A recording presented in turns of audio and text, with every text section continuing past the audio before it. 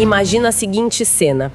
Passa-se a vida inteira estudando, dedicando cada minuto para encontrar a cura de uma doença terrível. Existe uma compreensão super clara de como essa fórmula deve se parecer. Os grandes centros de pesquisa, né? Exato, os laboratórios que deveriam produzi-la, os cientistas renomados que deveriam assinar o artigo. E aí, um belo dia, alguém entra correndo e diz que encontrou a cura definitiva. Mas sempre tem um porém nessa história. Sempre tem. O detalhe é que ela foi fabricada no fundo de uma garagem, numa cidadezinha do interior, que, assim, ninguém respeita. E por alguém sem nenhuma daquelas credenciais acadêmicas. Nossa, o choque de realidade. Haveria crédito imediato para isso? Ou será que o ceticismo ia tomar conta na hora? Eu acho que a segunda opção é bem mais provável. Com certeza. Pois é, e é exatamente esse choque brutal entre a expectativa teórica e a realidade surpreendente que vamos explorar nesse mergulho nas escrituras de hoje. E é um cenário fascinante. A Bíblia diz que, no dia seguinte a um de seus primeiros encontros, Jesus resolveu ir para a Galileia. E lá ele encontrou Filipe, a quem ele deu um comando bem direto, sabe? Apenas disse, siga-me. E a escritura apresenta um detalhe geográfico importante aí, né? Que Filipe era de Betsaida, a mesma cidade de André e de Pedro. E a partir dessa ação, que é bem geográfica e relacional, descrita no primeiro capítulo do Evangelho de João, a partir do versículo 43, que a gente inicia a nossa jornada. Vamos analisar o momento exato desse chamado. E a reação em cadeia, que é impressionante. Exato, essa reação que alcança um homem chamado Natanael. O que logo chama a atenção nesse início, e que meio que define o tom de todo o trecho, é a intencionalidade absoluta de Cristo. Como assim, intencionalidade? É que o texto bíblico mostra que Jesus resolveu ir para Galileia. Não foi tipo um desvio de rota acidental porque a estrada principal estava bloqueada ou algo do tipo. Ah, entendi. Ele tinha um alvo claro. Isso. Ele vai a um lugar específico, encontra uma pessoa específica, que é Filipe, e o chamado não exige nenhum pré-requisito complicado. É apenas um siga-me. Simples e direto. Muito direto. E o fato de a escritura registrar que Filipe era de Betsaida, que é aquela mesma vila de pescadores de André e Pedro, ilustra uma dinâmica maravilhosa de como a revelação se move, sabe? Conta mais sobre essa dinâmica. O Evangelho, desde o primeiríssimo dia, trafega pelas rodovias dos relacionamentos humanos comuns. A graça utiliza a geografia das nossas amizades. Nossas vizinhanças. Exatamente. Ele usa as nossas vizinhanças para expandir o seu alcance. Não é algo distante e burocrático. Certo. Vamos desvendar isso. Porque a graça realmente não fica parada, né? Ela tem essa natureza quase explosiva de comunicação. É uma reação em cadeia mesmo. E o texto bíblico mostra que Filipe, assim que ele recebe esse chamado, ele não consegue guardar a experiência para si. Ele vira um vetor imediato daquilo tudo. Ele precisa falar para alguém. Precisa. No versículo 45, a gente vê que ele procura Natanael e faz uma declaração que, pro contexto da época, é de uma ousadia assustadora. Totalmente assustadora. Ele chega e diz, achamos aquele de quem Moisés escreveu na lei e a quem se referiram os profetas. Jesus, o Nazareno, filho de José. É uma frase muito pesada. Demais. Observe o peso disso. Ele não diz olha, conheci um rabino com ideias morais legais, ou encontrei um filósofo que tem uma visão nova sobre a vida. Não, ele vai direto ao ponto central da fé deles. Exato. Ele apresenta Jesus como o ponto de convergência de absolutamente toda a história bíblica até ali. O cumprimento de toda a expectativa do Antigo Testamento encarnado em um homem de Nazaré. É uma afirmação que carrega séculos, literalmente séculos, de esperança de uma nação inteira. E de frustrações também, né? Sim, muitas frustrações. A Escritura apresenta ao longo de várias gerações a promessa de um Messias. Então, quando o Filipe menciona Moisés e os profetas... Ele está puxando a carteirada máxima. Exato, ele está acionando o mais alto nível de autoridade que um judeu do primeiro século poderia reconhecer. Ele está dizendo a Natanael que aquele grande quebra-cabeça teológico que eles passaram a vida inteira estudando finalmente formou uma imagem nítida. Uau! Mas é aí que a declaração monumental colide de forma bem violenta com a realidade terrena. Porque Filipe conclui a frase com Jesus, o Nazareno, filho de José. Aí complicou. E para um estudioso das escrituras daquela época, essa combinação de palavras soava quase como uma heresia geográfica, sabe? E essa colisão os leva justamente para a tensão do versículo 46. Porque no instante em que Filipe solta esse currículo do Messias, o alarme teológico de Natanael dispara imediatamente. Dispara na hora. O texto bíblico mostra a resposta dele, que ficou até famosa por esse ceticismo cortante, quando ele diz: de Nazaré pode sair alguma coisa boa? Uma frase clássica. Sim. E aqui eu quero voltar naquela analogia da cura na garagem que a gente falou no começo. Nazaré não era só pequena, ela era irrelevante. Totalmente fora do radar. Pois é, não há uma única menção a Nazaré em todo o Antigo Testamento, zero. Não era um centro de erudição, não tinha prestígio político, não tinha peso histórico. Nem pendigria? Nenhum. É o equivalente àquele snobismo intelectual dos nossos dias, sabe? Quando uma descoberta revolucionária sumariamente descartada simplesmente porque não veio de uma universidade de elite.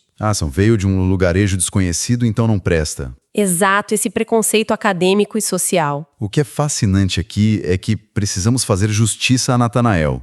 Seria muito fácil, rotular ele só como um cara arrogante ou com um preconceito regional vazio. A gente tende a julgar ele muito rápido. Mas a recusa dele tem raízes muito profundas em um zelo teológico autêntico. Como assim? Zelo? É que qualquer judeu piedoso que meditasse nas escrituras, como Natanael fazia, sabia das profecias. Especificamente Miqueias, que apontava que o Messias deveria vir da tribo de Judá. Da cidade de Belém. Exatamente, a cidade do rei Davi. E Nazaré ficava na Galileia. E a Galileia tinha uma forma péssima, né? Muito ruim.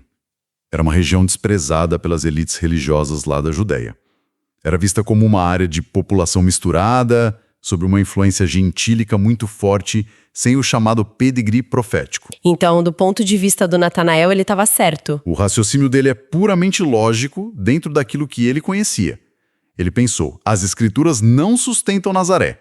Logo, essa sua empolgação toda, Filipe, está teologicamente equivocada. Nossa, eu confesso que se eu estivesse no lugar do Filipe, a minha primeira reação seria entrar num modo de defesa exaustivo. Montar um PowerPoint teológico.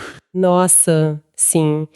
Eu ia tentar desenhar um mapa, explicar que, na verdade, Jesus nasceu em Belém, mas os pais tiveram que fugir pro Egito. E depois foram morar em Nazaré para cumprir outra profecia. Isso. Eu ia tentar ganhar o debate intelectual a todo custo. Mas a Bíblia diz que a resposta de Filipe, ali na segunda parte do versículo 46, é de uma simplicidade que desarma a gente. É muito sábia. Ele ouve todo esse ceticismo fundamentado do amigo e diz apenas duas palavras: venha ver. Ele recusa totalmente a armadilha de entrar num debate teórico. E tem uma pedagogia divina imensa nessa recusa. A Bíblia nos ensina, através dessa atitude do Filipe, que existem limites para a argumentação puramente intelectual quando a gente fala da revelação de Cristo. Tem um teto, né? Tem. A apologética, que é a defesa da fé, claro que tem o seu valor inquestionável. Mas Filipe compreende ali que nenhuma explicação complexa sobre a linhagem de Davi ou sobre a geografia do nascimento ia convencer Natanael. Não ia adiantar nada. Pelo menos não tão profundamente quanto um encontro frente a frente com a pessoa de Jesus. O contato direto. Exato. O convite "venha ver" estabelece que a experiência com Cristo precede a compreensão total de quem Ele é. Uau, isso é forte. O Evangelho não exige que a gente tenha todas as respostas antes de se aproximar. Ele simplesmente diz, traga a sua bagagem teológica, traga a sua dúvida sincera sobre Nazaré e coloque tudo isso diante dele. E o grande mérito de Natanael nessa história é que ele aceita o desafio. Ele não fica parado. Não. Ele não fica de braços cruzados na sua zona de conforto cética. Ele se levanta e vai. E é nesse movimento que a gente chega ao versículo 47. Onde tudo muda. Onde o texto atinge um nível de intimidade relacional que é muito impressionante. A Escritura apresenta que, ao ver Natanael se aproximar, Jesus declara em voz alta: és um verdadeiro israelita, em quem não existe fingimento algum. Uma frase que ecoa muita coisa. É muito interessante notar que Jesus não repreende ele por ter duvidado. Ele não diz, lá vem o homem de pouca fé, ou lá vem o cético reclamão. De jeito nenhum. Pelo contrário, ele elogia a transparência daquele ceticismo todo. Exato. E para a gente captar a genialidade desse elogio, precisamos olhar para as passagens paralelas lá do Antigo Testamento. Conta pra gente. Porque essa saudação não é um cumprimento trivial, de forma alguma. A expressão verdadeiro israelita carrega o peso de milênios de história. Remete a Jacó, certo? Precisamente. O nome Israel foi dado originalmente ao patriarca Jacó. E qual era a marca registrada de Jacó antes do seu encontro transformador com Deus? Ele era um mestre do engano. Ele era um enganador. O próprio nome Jacó carregava essa ideia de aquele que suplanta. Ele passou a vida inteira usando máscara, sabe? Enganou o irmão Esaú. Vestiu peles de cabrito para fingir ser outra pessoa e enganar o pai cego. Trabalhou anos no meio de trapaças familiares com o sogro. A vida dele foi inteira construída sobre fingimento. Pois é. E ao olhar para Natanael e chamá-lo de um verdadeiro israelita em quem não existe fingimento, Jesus está traçando um contraste teológico que é brilhante. Ele está dizendo que o Natanael é o oposto do Jacó do passado. Exatamente. Natanael é o oposto de Jacó. Ele não escondeu o que pensava sobre uma falsa polidez religiosa. Ele não usou máscaras para agradar o Felipe. Ele foi brutalmente honesto. Foi. Ele disse na lata, de Nazaré não pode sair nada que preste.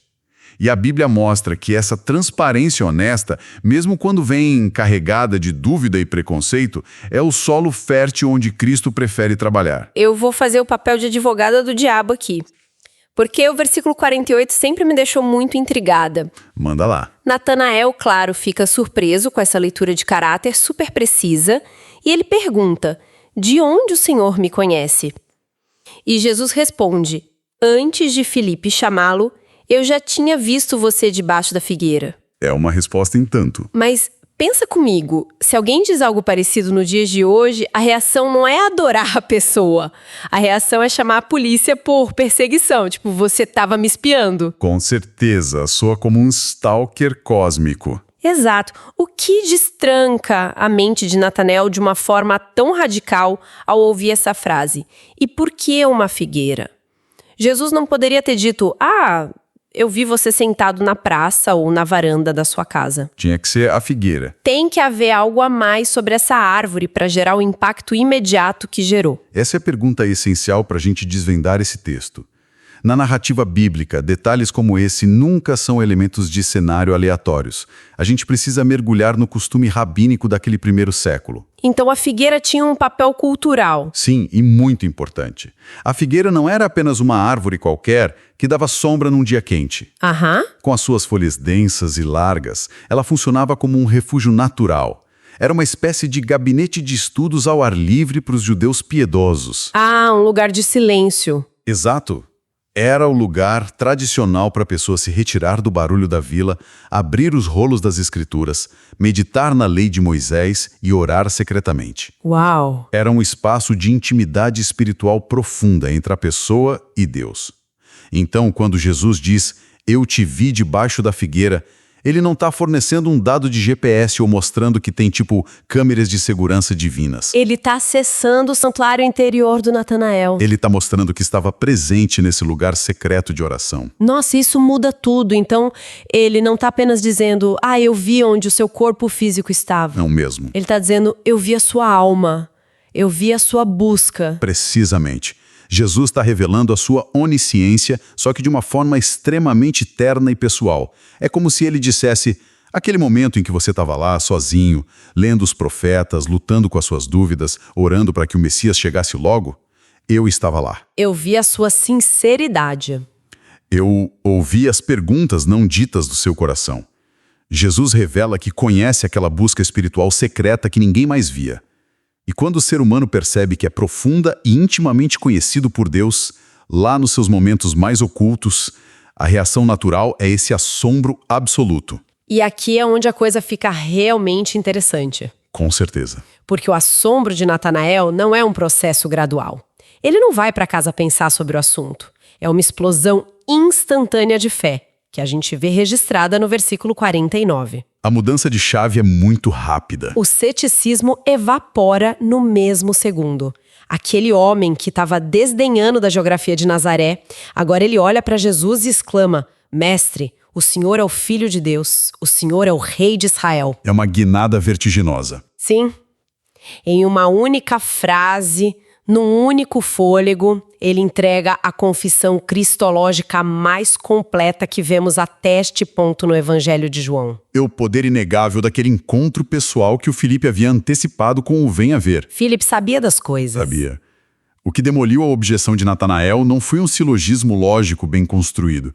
Foi a revelação avassaladora de ser compreendido pelo divino. De ser conhecido. Ele estudava a palavra escrita ali debaixo da figueira e de repente ele descobre que estava frente a frente com a palavra encarnada. Arrepia só de pensar. O reconhecimento de Jesus sobre a figueira prova a Natanael que aquelas limitações geográficas de Nazaré são completamente irrelevantes perto da majestade de quem está ali diante dele.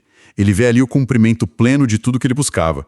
O Rei prometido, o Filho do Deus vivo. Uma cena de redenção intelectual e espiritual que é belíssima. Mas a Bíblia diz que a jornada não para nessa euforia da primeira descoberta. Sempre tem mais. O versículo 50 nos traz a resposta de Jesus a essa confissão apaixonada do Natanael. E há um tom quase afetuoso, talvez até um leve sorriso nas palavras dele, quando ele diz: você crê porque eu disse que tinha visto você debaixo da figueira, pois você verá coisas maiores do que estas. É muito bonito isso. É como se Jesus dissesse: olha, isso foi só o aperitivo. Se o que eu disse sobre a figueira foi suficiente para te convencer, meu amigo, prepare-se para o banquete inteiro. O texto bíblico ensina de forma muito clara que o princípio da revelação progressiva, a graça de Deus sempre nos encontra exatamente onde a gente está. No nível que a gente consegue entender no momento, né? Exato.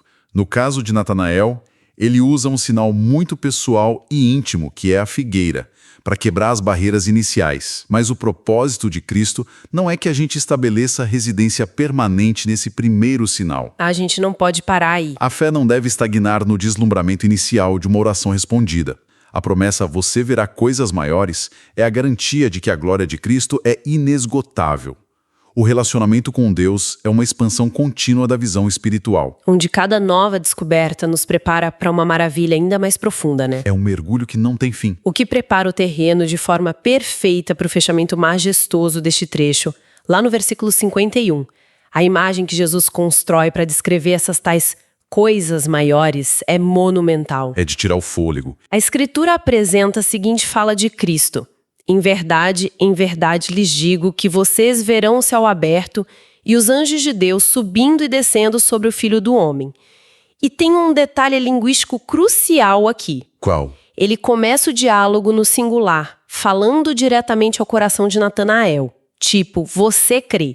Mas agora ele muda para o plural. Lhes digo, vocês verão. A promessa se expande. A promessa que começou com um homem só, debaixo de uma árvore, agora se expande para englobar Filipe, André, Pedro e, por extensão, toda a comunidade de fé ao longo dos séculos. Mas essa imagem, céus abertos, anjos subindo e descendo, como a gente deve interpretar essa engrenagem espiritual? Se conectarmos isso a um cenário maior, a gente vai perceber que Jesus está trazendo de volta a figura daquele patriarca Jacó para fechar o raciocínio. De novo, Jacó. De novo. A gente já viu o contraste lá com o verdadeiro israelita. Agora Jesus evoca diretamente aquele evento famosíssimo narrado lá em Gênesis, no capítulo 28. O sonho de Betel. Isso. Naquela ocasião, Jacó estava fugindo do irmão, estava dormindo no deserto com a cabeça numa pedra, e ele teve um sonho. A famosa escada de Jacó. Exatamente. Ele viu uma escada gigantesca cujo topo alcançava os céus e os anjos de Deus subiam e desciam por ela. Foi a revelação visual de que havia uma infraestrutura de comunicação entre o plano divino e o terreno. E o que Jesus faz aqui no Evangelho de João é reivindicar essa imagem histórica que era central para os judeus e aplicar a si mesmo de uma forma completamente nova. Mas ele não está apontando para uma escada mística escondida em algum lugar lá da Galileia, certo? De forma alguma. Jesus está dizendo que ele não é um profeta que aponta para a escada. Ele próprio é a escada. Nossa, isso é poderoso. Ele é a ponte. Vamos aprofundar o mecanismo dessa metáfora. Para que serve uma escada, afinal? Para conectar dois lugares separados. Exato. É uma tecnologia construída para conectar dois ambientes que, por causa de um abismo ou de uma altura intransponível, jamais poderiam se tocar de outra forma. O abismo do pecado. O abismo entre a santidade absoluta de Deus e a falha humana, que era impossível de ser cruzado por esforço humano próprio. Não tinha como o ser humano construir essa escada de baixo para cima. Perfeito.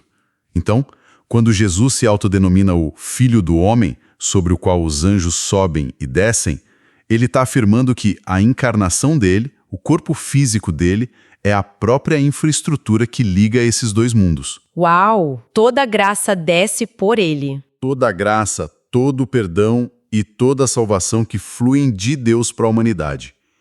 E, ao mesmo tempo, todas as orações e clamores que sobem da humanidade para Deus. Agora tudo isso transita exclusivamente por ele. Ele é o único ponto de encontro. Ele é o ponto de encontro. O céu que estava fechado foi definitivamente rasgado e aberto pela presença do Verbo encarnado ali, caminhando entre a gente. Isso é de uma densidade teológica impressionante e mostra a arquitetura perfeita desta passagem, né? A gente começou no chão poeirento da Galileia, discutindo as limitações geográficas de uma cidadezinha desprezada. Que era Nazaré. Pois é, e a gente termina com um universo inteiro escancarado, com o céu e a terra fundidos na pessoa do Filho do Homem. Sintetizando todo o fluxo dos versículos que a gente analisou, podemos notar a coreografia perfeita da graça aí. Ela se inicia lá na simplicidade daquele testemunho compartilhado entre amigos. Uma conversa normal. Sim, com Filipe chamando Natanael. Aí ela passa pelo acolhimento do ceticismo humano, o que demonstra que Deus não se ofende nem um pouco com as nossas dúvidas lógicas. Ele não se assusta com os nossos questionamentos. Não mesmo, ele as responde com uma onisciência amorosa que conhece os nossos recônditos mais secretos. E a coisa toda culmina nessa teologia altíssima, que é a revelação de Cristo não como um mero mestre a ser estudado numa sala de aula, mas como um único e perfeito mediador. A escada viva. A escada viva que possibilita o acesso da humanidade ao próprio Deus. Então, o que tudo isso significa para a vivência prática e espiritual de hoje? Significa que há um poder extremamente libertador em ser um israelita sem fingimento. Apresentar-se diante de Deus com honestidade brutal, confessando os preconceitos, as amarguras e os ceticismos, é o verdadeiro ponto de partida. É ser vulnerável, né? Sim.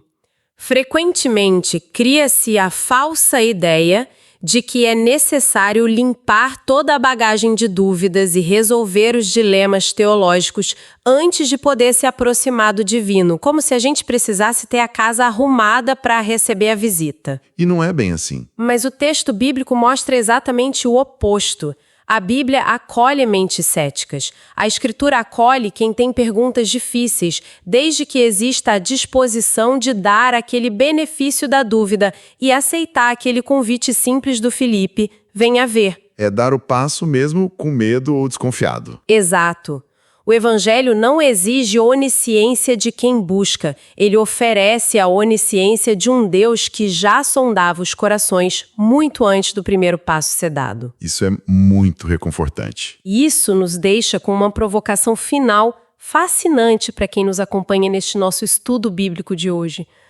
Por milênios, a humanidade gasta uma energia incalculável tentando construir as suas próprias escadas para alcançar os céus. Verdade. Seja através do acúmulo de intelecto, da perfeição moral, do esforço religioso exaustivo ou da retidão ética, a gente tenta erguer essas estruturas para chegar a Deus. Mas elas nunca são altas o suficiente. Nunca. Mas e se a verdadeira jornada espiritual não for sobre o quanto a gente consegue subir com as nossas próprias forças? E se o verdadeiro milagre for ter a coragem de ser vulnerável o suficiente, sentados debaixo das nossas próprias figueiras secretas de medo e de incerteza, para perceber que a escada já desceu até nós. O céu já tocou a terra. Fica a reflexão sobre permitir-se ser encontrado pelo céu que já se abriu. Até o nosso próximo encontro nas Escrituras. Texto e produção Douglas Vieira. Música de Sergio Prosverini por Pixabay. Faixa Snowy Peaks. Bibliografia. Comentários expositivos Hernandes Dias Lopes, editora Agnos. Comentário bíblico Matthew Henry, editora CPAD. Antigo e Novo Testamento interpretado versículo por versículo Russell Norman Champlin, editora Agnos. Charles Spurgeon, Os Tesouros de Davi, editora CPAD.